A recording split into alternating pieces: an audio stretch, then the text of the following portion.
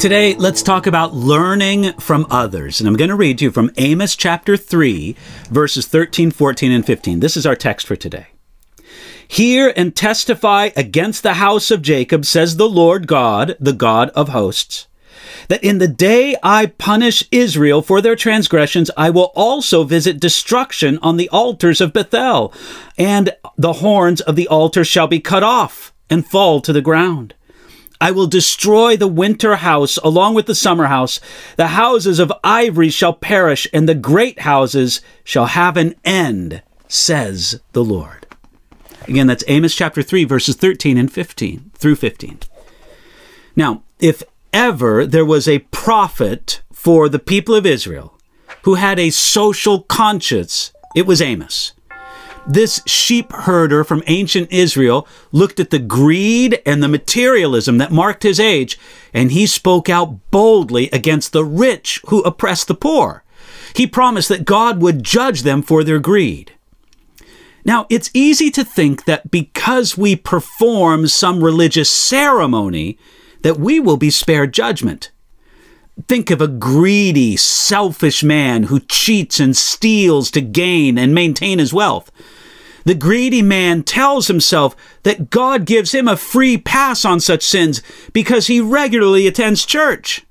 He might say to himself, God is pleased by my religious observance. But that man is blind to the fact that a religious facade cannot cover over a corrupt life, not before God. The greedy ones in ancient Israel found refuge in their religious observance, but God saw right through it. They would not find refuge in their idol worship. Instead, the altars of dedication to idols would be destroyed by God's judgment.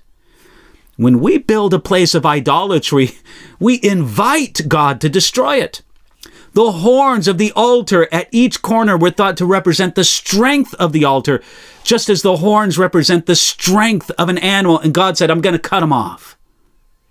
It's easy to think that because we have wealth, that we are spared from God's judgment.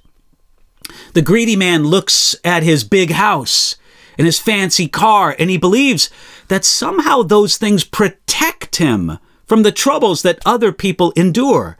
He tells himself that his material prosperity is God's mark of approval, and that it is his security against a coming calamity. To these greedy people who trusted in their wealth, God spoke through Amos. He said, the great houses shall have an end. God's judgment would not stop at places of idol worship. It would also extend to the places that were built and enjoyed through oppression and through robbery.